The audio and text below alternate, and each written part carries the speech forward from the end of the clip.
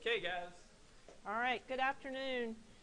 We're going to talk about genetic disorders and kidney disease today, and this covers a number of different things, and it's actually one of the more fun talks I give. You're going to find that some of the information here for an internal medicine resident or an internist is a little esoteric, but I guarantee you'll see some of these questions on boards. At the end, we have a few board review questions, so we'll go over those as a group. For those of you that were here last year, I didn't change them, but next year I promise I'll get some new questions in. All right, so this is kind of an outline of what we're going to look at today. We're going to break it down into cystic disorders and non-cystic disorders. And you can see here we're going to do ADPKD, Autosomal recessive polycystic kidney disease, tuberous sclerosis, von Hippel Lindau, and then of the non-cystic disorders, we're going to do hereditary nephritis, then one brief slide on thin basement membrane nephropathy, and then one that is always on nephrology boards. Don't know if it makes it to internal medicine boards or not, but Fabry Disease is a perfect one for the people to pick up on boards. So the thing that the disease you may see a little bit more frequently than some of these others is the first one we'll talk about, which is ADPKD. And it affects 1 in 500 to 1 in 1,000 individuals, and up to a quarter of the cases are de novo. The gene is PKD1, another gene PKD2, which represents about 10 to 20% of the cases, but most of the cases, 80 to 90%, are from defect in PKD1. The difference clinically is that patients with PKD1, and they are the majority, they progress to ESRD by about age 55, which is looking younger and younger every day.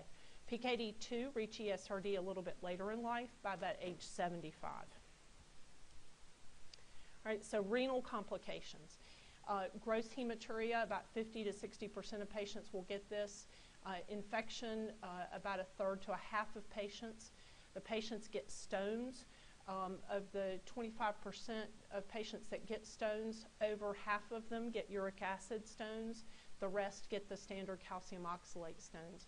They get decreased concentrating ability, and of course the major renal complication is the progression to ESRD. All right, non-renal complication, kind of a long list. These are ones that might pop up in the future. Hepatic cyst, more common in women. They can get diverticular disease, but as you know, a lot of people get diverticular disease as they age, but they believe there's an increased prevalence in ADPKD. They can get abdominal wall hernias a little bit more commonly. Men can get seminal vesicle cysts. Hypertension, of course, is probably one of the earliest and most common complications, and eventually will occur in 60 to 100% of patients. Intracranial aneurysms run in 10 to 15% of families with ADPKD. Valvular disorders, mitral valve prolapse being a common one, but also mitral regurgitation, and then other valvular diseases including tricuspid and aortic valve prolapse or regurgitation occurring up to 20% of patients. All right, if you look up the classic Ravine criteria for diagnosis of PKD, this used to be real simple. There was one Ravine criteria and you had to know that, and it popped up on medicine boards. Now they have multiple different kind of breakdowns of this. This is the one I think you probably need to know. It's the individual that is at risk for ADPKD, but unknown familial genotype. That would be the most common thing, right? You know somebody in your family has polycystic kidney disease, but you don't know technically if they're, you haven't done genetic studies to know for sure if they're PKD1 or PKD2. You may suspect because they all went on dialysis in their 50s, but you may not know for sure. So when you look at their ultrasound, if they're between ages 15 and 39, they have to have at least 3 cysts on one side or between both kidneys. So a total of 3 cysts. They can either be unilateral or spread out 3 between the 2 kidneys. Once they hit age 40 to 59, they need at least 2 cysts in each kidney. And then once they're either 60 or older, they need 4 cysts in each kidney to make the diagnosis of ADPKD. This becomes especially important for people who want to donate kidneys in their family. So if you have somebody that comes up and they're 38 years old and they have 2 cysts, then you have to make a decision. Can they donate, or are they going to go on to develop another couple of cysts in another couple of years, and do they actually have ADPKD? And that might be a patient you would consider genetic testing, but you certainly don't want to have somebody that's going to go on to develop ESRD, donate one of their kidneys if possible. All right, so treatment. Hypertension, gosh, a little bit debatable now with KDIGO, which is our international guideline organization, and now JNC8 have come out. So this is a little bit up in the air, but the traditional goal has been less than 130/80. The KDIGO 2012 goal for CKD patients that don't have proteinuria would be less than 140/90. Interestingly, a lot of people disagree with that. The ADPKD trial is a study going on now. You can click on this link and you can see the different groups. Basically, it's ACE inhibitor plus placebo compared to ACE and ARB together, which is kind of interesting in the current era where we're generally avoiding the combination of ACE and ARB because of side effects and hyperkalemia and other issues. But this study started in about 2006 and will finish this summer. So I imagine you'll see this come out in a fairly major journal, I would think next year or the year after. The blood pressure goals in the ADPKD trial will be very low as about 95 to 110 systolic, or more quote-unquote normal blood pressures, I believe around 130, but there's a range there. All right, so other treatment.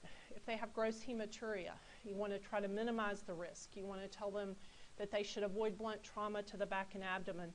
Just out of fellowship, I had a 20-year-old young man who was in college at the University of North Carolina at Wilmington, and he was going to play football there.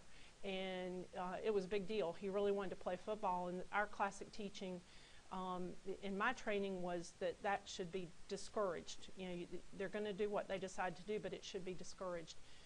But you really do want to avoid any major trauma. Urinary tract infection, these often need very long courses of treatment. Remember that up to 70% of cysts are completely walled off from the nephron. So you need these lipophilic antibiotics. They have to cross the cystic epithelia to get into the cyst fluid and to treat the infection. So these are your three key players for treatment. So you notice aminoglycosides aren't on there, piperacillin tazobactam's not on there. So you see an ADPKD patient, you got to think about quinolones, trimethoprim, and chloramphenicol. And then stones, as I already mentioned, they can occur in about 25% of patients, and about greater than 50%, somewhat more than 50% are uric acid stones, with the rest being calcium oxalate. All right, so moving on to autosomal recessive polycystic kidney disease, so much less common, 1 in 10,000 to 1 in 40,000. This is a malformation complex confined to the kidney and liver. I imagine the folks out there that are med-peds are going to be more familiar with this than those of us who are internal medicine. They get ectatic dilatation of their collecting ducts. They present typically in the perinatal period. Neonates can have enlarged echogenic kidneys, and remember this for the questions we're going to do later. They can have pulmonary hypoplasia. That shows up again on our boards. They can have a high incidence of high incidence of hyponatremia, defect when they have problems with free water excretion.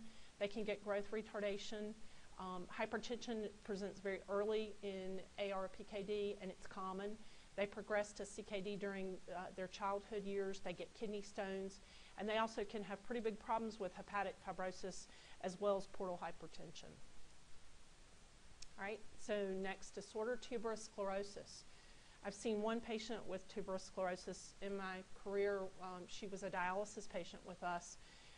And for our nephrology fellows, it always helps to have a patient that you can put a disease with, especially one that's very uncommon. Having said that, this is an autosomal dominant disorder, a little more common than autosomal recessive PKD, but not as common as ADPKD. 1 in 5,000 and 1 in 10,000. About one-third of these cases are familial. We think of Vogel's triad when we describe tuberous sclerosis. They can have seizures, commonly may have some degree of mental retardation, and you'll see facial angiofibromas. Other things that they can have clinically is hamartomatous type tumors. From a renal standpoint, they'll get cysts and angiomyolipomas, and you can even see cardiac, for the budding cardiologists out there, cardiac rhabdomyomas. So one thing to kind of pay attention to is renal cell cancer is not on this list. So tuberous sclerosis, mental retardation, seizures, They can get cysts, they can get angiomyolipoma, but they don't get renal cell carcinoma. These are some photos off the internet. Just to give you an idea, you may be familiar with these, but ungual and periungual fibromas are classic for tuberous sclerosis. The chagrin patch, connective tissue nevus, I think it always helps to see a picture of some of these things that we don't see very often in patients. And then last year when I was looking this up, these are actually ash spot tennis shoes, but the ash spot I'm referring to is the hypopigmented macules.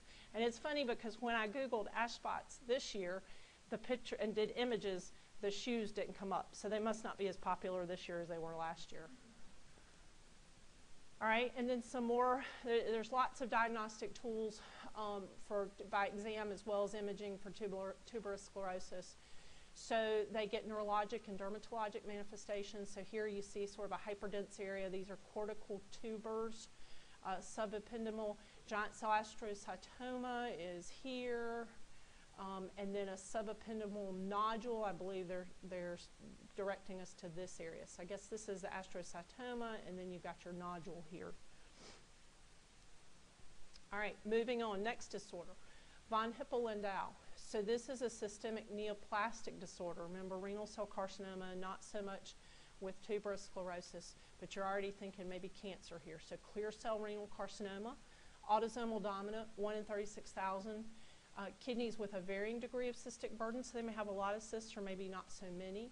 They do not get cyst infections like the ADPKD patients do. Their kidney function, usually normal. Their CNS involvement, which you can often confuse with the tuberous sclerosis CNS involvement, but you just have to keep those separate. Hemangioblastomas in the retina, the cerebellum, and the spine. They can get pheochromocytomas, as you know. And they get multiple pancreatic cysts. So if they gave you an ADPKD patient with hepatic cysts and renal cysts and pancreatic cysts, you know, your ADPKD can get pancreatic cysts, but that would not be a question, a classic question where you would be tested. All right, and then Alport syndrome or hereditary nephritis. I have a couple of patients with this. Usually this is X-linked, about 80% of cases. They have a defect in the type 4 collagen, the alpha 5 chain on the X chromosome. There are also autosomal recessive and autosomal dominant cases, but those make up a far fewer percentage. Their mutations, as I said, are in the alpha 5 chains of type 4 collagen, the alpha 3, 4, and 5 chains of type 4 collagen, and this is about a frequency of 1 in 5,000 to 1 in 10,000. Their clinical presentation, when it's the most common X-linked disorder, is, and this is in males, of course, is their glomerular disease. So they have a defect in their glomerular basement membrane, and they eventually progress to ESRD. They also sometimes can have abnormalities picked up more so by the ophthalmologist than an internist. They can have a disorder called anterior lenticonus, and they can have sensory neural hearing loss. They may come with a family history of hematuria associated with family members who have kidney failure and who are deaf. And they're often diagnosed by skin or kidney biopsy. I just saw one of my patients with hereditary nephritis this week, and every time we get, if I'm not having a busy clinic, we talk a little bit about, you know, sort of his story, and he reminded me that he was sent to Chapel Hill from Goldsboro when he was about 5 years old, and he's now about 47, I think, 47 or 48, and he was sent there when he was 5, stayed at UNC hospitals for about 2 weeks, and they biopsied him every which way, trying to find out why he would have occasional hematuria. And they knew he had a problem. They advised frequent follow-up, but at that time they couldn't give him a diagnosis. So fast forward, he eventually becomes deaf in his 40s. He eventually went back, I think, in his late 30s and had a kidney biopsy, and so finally he had a diagnosis to go along with his disorder. And he had good family support, and he's fairly educated. He's followed his kidney function all these years.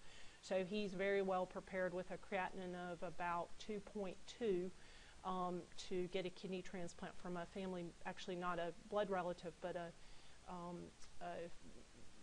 I guess an in-law, somebody on his wife's side of the family. All right. Renal manifestations, they can get just simply microscopic hematuria that persists. They can also get episodes of gross hematuria, sometimes after a respiratory infection. Does anybody remember what the other two disorders where patients will get hematuria after respiratory infections? Post-strep, and what's the other one? IgA. So for post-strep, do you remember how long it is usually between the, yep, and then how about for the other? Yep, so days versus weeks. Some people talk about synpharyngitic and sonpharyngitic with the episode or separated from the episode. Often when you're looking at these patients, hereditary nephritis kind of comes in the differential of gross hematuria or microscopic hematuria or both, and can be something that you're bringing respiratory infections into the picture if they notice that they have blood in their urine after a cold. As affected men reach young adulthood, they typically get hypertensive, they have proteinuria, and they progress with their CKD.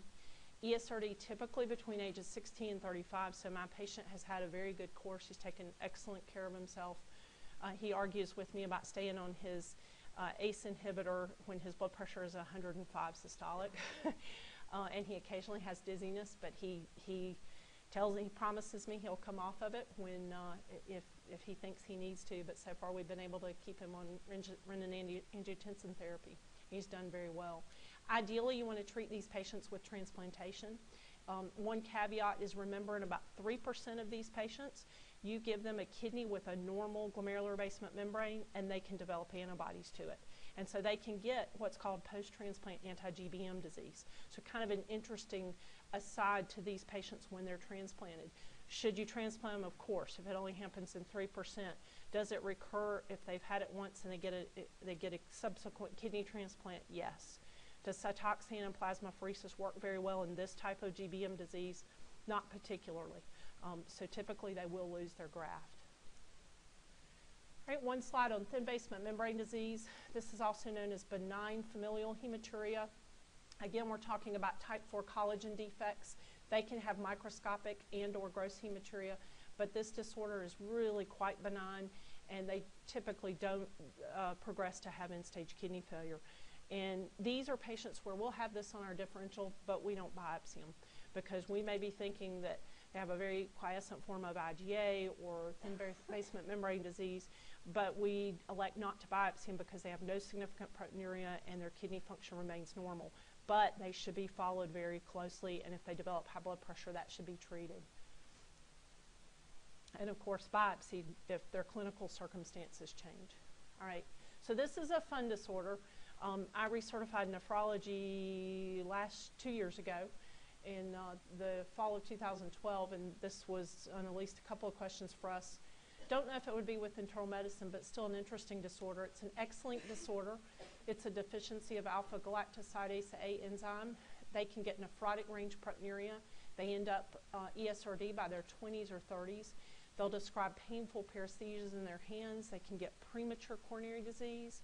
They can often have a CHF type picture that you really don't, it doesn't fit their other clinical presentation. They're young, maybe a family history of young individuals developing heart failure. It almost mimics a hypertrophic type cardiomyopathy. The ophthalmologist may pick up corneal opacities. And now, I don't know when the treatment became available, but certainly within, I believe, the last probably 10 years, maybe 5, we now have IV replacement recombinant human alpha-galactosidase A therapy. So certainly not cheap, but there is now a way to treat this disorder. So if you see somebody who has early CKD, maybe even a family history of ESRD, they've got some CHF that doesn't quite make sense to you, they say their hands feel numb and painful, this may be something to think about. These are the classic findings on electron microscopy. These are known as zebra or myeloid bodies, and they are deposits of the galactosidase in the lysosomes. And this is just a great picture to go along with the case presentation. This is where I was last year about this time. Hopefully we'll be there about next year. These are the maroon bells in Colorado.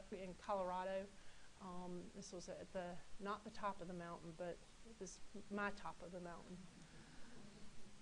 All right, so So let's take some questions. I think there's 7, and I think we typically do okay with time. How much time are we good on time? Oh yeah, so we're great. I've got 7 questions, we'll do each of these. Okay, so a 67-year-old male college professor who has ADPKD consults you regarding the need for evaluation of his cerebral vasculature. He is aware of the increased incidence of intracranial aneurysms and ADPKD, and recently he hasn't been sleeping so good. He had a previous ultrasound that showed enlarged kidneys, quite enlarged, 21 and 22.5 centimeters, and multiple hepatic cysts. He takes no medicines. His father died at age 62 from kidney failure with ADPKD, and there is no family history of cerebral aneurysm or subarachnoid hemorrhage.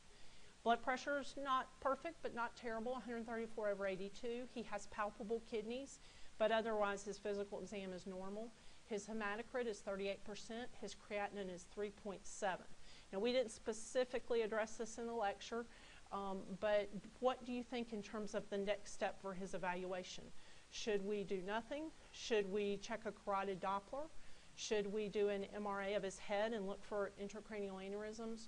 Or should we send him urgently to get his 4-vessel cerebral arteriography by the neurologist or neurosurgeons? A. Did I hear A? Does anybody agree? Okay, so the answer is A. This is a worried professor who needs to be reassured. Can you think of a person in a profession where you might take this a little bit, pursue this a little more aggressively? An airline pilot. Are you a budding nephrologist? So an airline pilot is a perfect example. Anybody in a high-risk occupation, and certainly somebody with a family history of, my mom was driving down the road when she was 38, and she just for no reason ran off the road and died in a car accident. Or mom died of a stroke. She had no risk factors for stroke, but just dropped dead. No, we didn't do an autopsy. We don't know why. When you begin to get a family history that concerns you and a patient with symptoms, that may make you pursue this a little more aggressively. How risky because you can crash into a plane full of people, or just because of the actual flying? So like maybe the former, the crashing and killing you and me. Yeah, so that's it. I mean, yeah, it's just that he's in a job where many people's lives day in and day out depend on him not having an acute cerebral aneurysm. So that's, yes, the altitude, that's an interesting question though, but as far, I've never heard about altitude making a difference.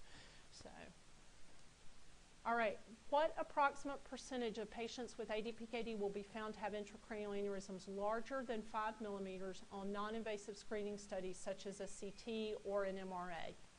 5%, 20%, or 40%?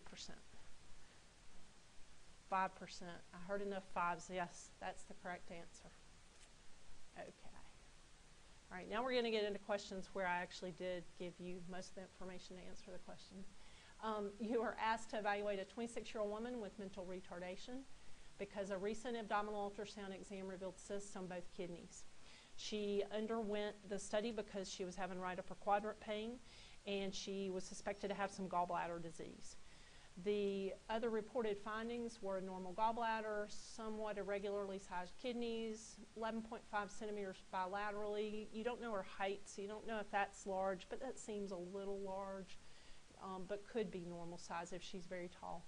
Patient has, actually we do get her height down here. Patient has no family history of renal disease, but she reports that her 49-year-old father was told that he had fatty tumors in both kidneys 2 years ago, and after that he underwent a colectomy for colon cancer. Physical examination today is unremarkable. Her height is 62 inches, so she's not that tall. Her weight is 112 pounds, her creatinine is 1.3, and her urinalysis is normal. So what of those is the most likely diagnosis? And your choices would be ADPKD, autosomal recessive PKD, von Hippel Lindau, tuberous sclerosis, or multiple simple cysts. And they're trying to trick you up between 2 disorders. Tuberous sclerosis. That's right. So they're trying to give you this cancer history in Dad, who had the colon cancer, trying to make you think von Hippel Lindau, but you stuck with the right answer, which is tuberous sclerosis. All right. Blank is one of the earliest and most common manifestations of ADPKD. Yes. 60 to 100% eventually develop hypertension. The choice of antibiotic for treatment of an infected kidney cyst in ADPKD should be based on the results of urine culture and sensitivity and the likelihood that the antibiotic will actually penetrate into the cyst. It needs to be lipophilic, remember. Antibiotics that have been shown to readily penetrate kidney cysts include all of the following except. Say it again? C, ampicillin, right? So you would see this on exam if you didn't really know this or you were guessing. You'd probably guess something else. I mean, it would sort of lead you down a different path. You'd think chloramphenicol, huh? So, but ampicillin is the one that does not penetrate. So the penicillins are no good. So they were to give you a choice of giving, piptazo, give Zosyn, or give an aminoglycoside, for cidal gram-negative coverage. That's really not what's going to work here. All right, extrarenal manifestations of ADPKD include all the following except.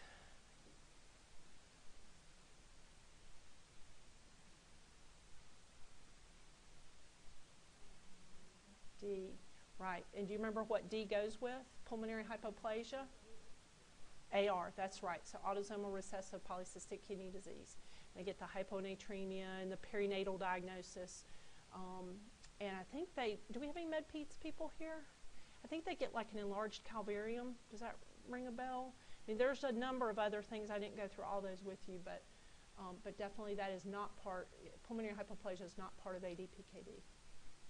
All right, and then the last one, which of the following gene mutations is most frequently associated with renal cell carcinoma or clear cell? Von Hippel Lindau. Right. So you didn't necessarily have to know all the different specific genes. You just have to remember. They gave you the disorders, so you just had to remember the disorders. So I think that's it. Does anybody have any questions? All right. Again, thank you. Again, these are fairly esoteric, and so right now you're like, oh, I'll never remember this. I never see these diseases. But when you're studying for boards, these are a quick 2 or 3 points on a renal exam. And so just, pull this stuff up. If you ever need a cheat sheet, we have cheat sheets because we use them too for this kind of stuff. And you can get some quick, easy points that way. All right, thanks.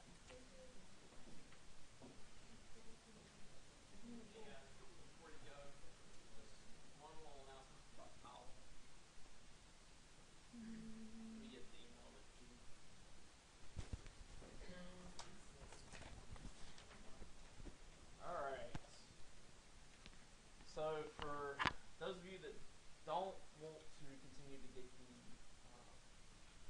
in-basket messages for patients sending stuff in for the MyChart, there is a quick and simple fix for that. In your in-basket, click on Edit Pools, and then you can uncheck the patient advice and patient prescription request pools.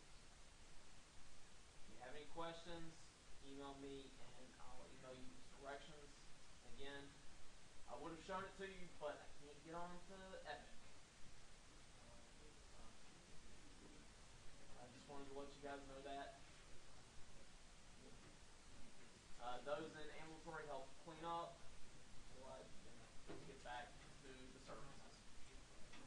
Thanks, guys.